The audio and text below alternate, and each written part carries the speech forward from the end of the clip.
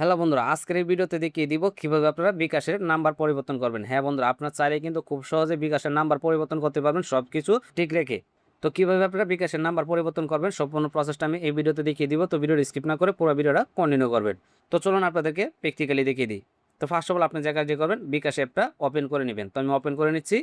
Open করার পর এরকম হোম পেজে নিয়ে আসবে। আসার পর উপরে দেখতে পারবেন আপনার অ্যাকাউন্টের লোগো রয়েছে, জাস্ট এই লোগোতে ক্লিক করে দিবেন। দেন লোগোতে ক্লিক করার পর এরকম পেজে নিয়ে আসবে। আসার পর এখানে দেখতে পারবেন কতগুলো অপশন রয়েছে। এখান থেকে আপনি দেখতে পারবেন নিচে বিকাশ নাম্বার আপডেট নামে একটা অপশন রয়েছে। তো প্রথমে আপনি যে কাজটি করবেন, প্লে স্টোর থেকে আপনি বিকাশ অ্যাপ্লিকেশনটাকে আপডেট করে দিবেন। যদি আপডেট করা থাকে তাহলে আপডেট করার দরকার না, যদি আপডেট না থাকে তাহলে আপনারা আপডেট করে নেবেন। তো এর জন্য চলে যাবেন প্লে স্টোরে। প্লে স্টোরটা ওপেন করার পর আপনার চার্জ বারে ক্লিক করবেন।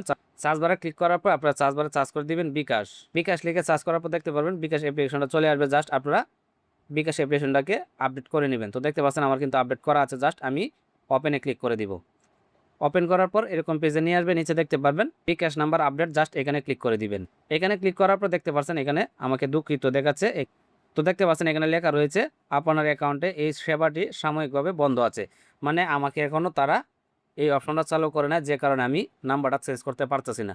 তো যাদের এই অপশনটা চালু করে দিয়েছে তারা খুব সহজে এখান থেকে নাম্বারটা পরিবর্তন করতে পারবেন। তো আমার অপশনটা কিন্তু বন্ধ রয়েছে, যে কারণে আমি নাম্বারটা পরিবর্তন করতে পারতেছি না।